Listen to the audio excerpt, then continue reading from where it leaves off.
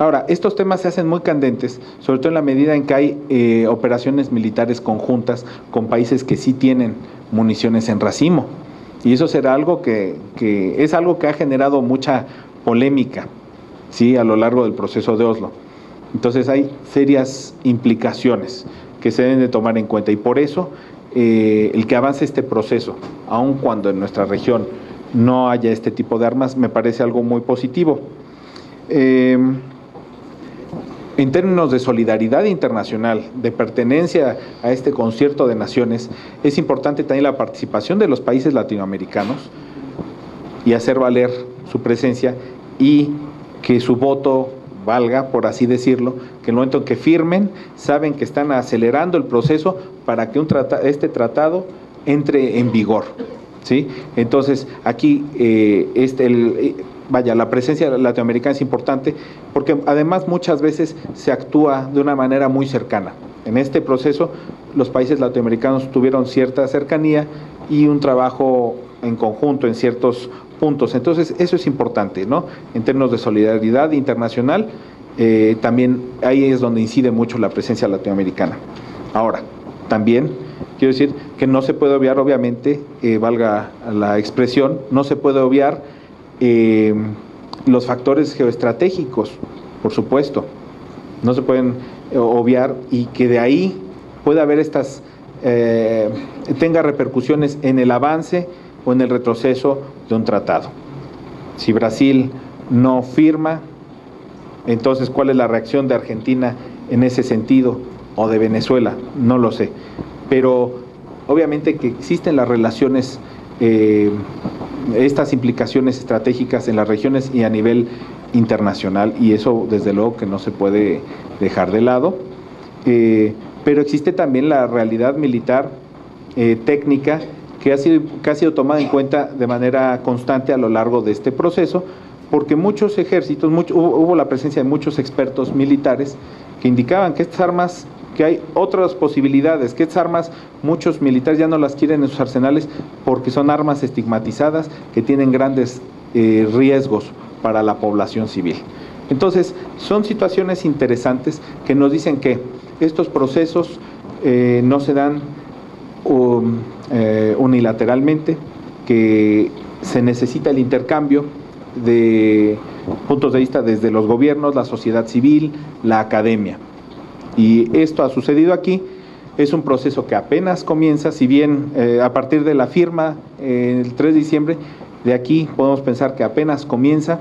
Ahora, pues obviamente lo que se necesita, donde necesitamos trabajar intensamente, es para que haya más firmas, más ratificaciones y estar cerca. Y también aquí está esto, el papel de las organizaciones de la sociedad civil, ver muy de cerca, darle seguimiento a los procesos y ver que se cumplan los compromisos. La sociedad civil organizada tuvo un papel fundamental en el proceso hasta el 3 de diciembre, lo sigue teniendo hasta ahora, y es importante que sigamos difundiendo esta información y trabajando al respecto, saber que es un tema que nos concierne y que es un tema que tiene un gran potencial de desarrollo y que debe generar interés en la medida en que hay que darle seguimiento al proceso, a lo que sigue del proceso, para que se cumplan con los compromisos. Y bueno, pues eso es todo. Muchas gracias.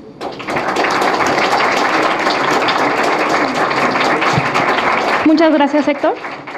Nos llegó una pregunta vía internet.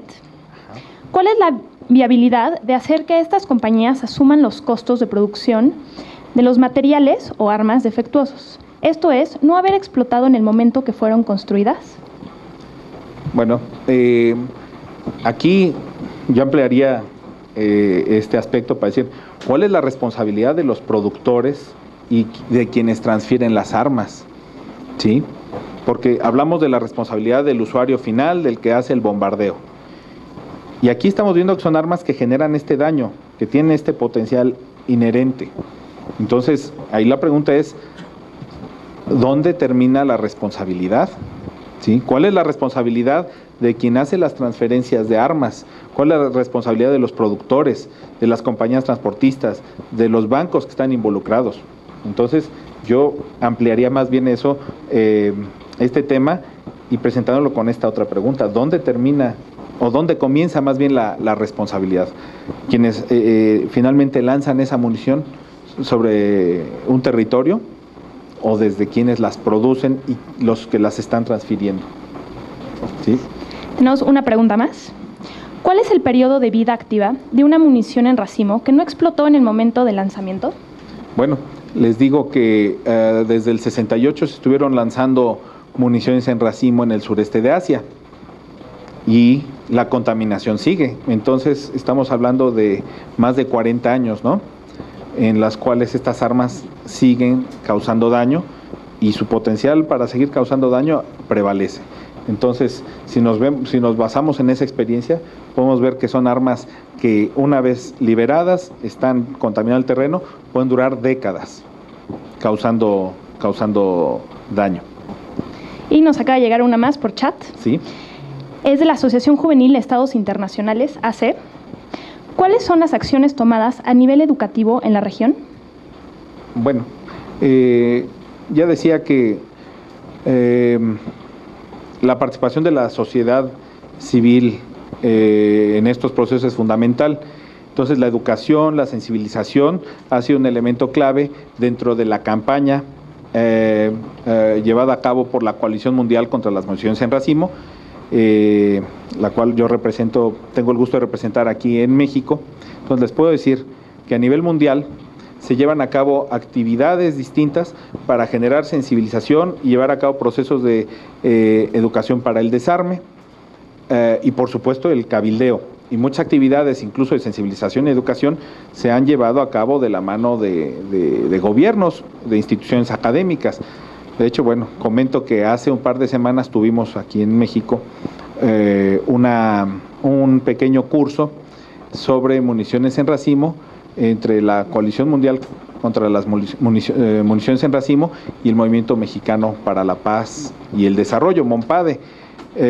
Vamos a tener más actividades al respecto porque consideramos que es importante sensibilizar y generar toda la información posible para la sociedad civil sobre estos temas.